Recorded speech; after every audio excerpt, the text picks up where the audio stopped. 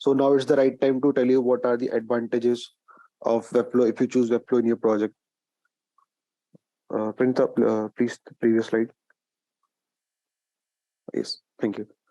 So Webflow got some wide variety of features in it, like website builder, templates, CMS, e-commerce, and also hostings.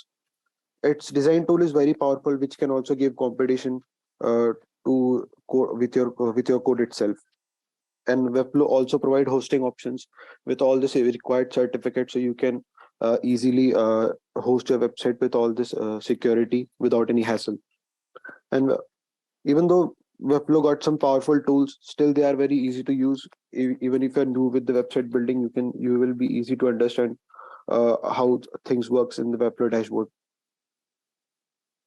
And Webflow performs very well as compared to other leading platforms, because Webflow is very well optimized in itself, so it loads website very faster. And Webflow also got inbuilt Google Analytics that helps you to track your website usage, and also the use what how many users are coming to your website on daily purpose or on monthly purposes. And Webflow offers fully responsive screen, so you can design website for mobile or other tablet devices.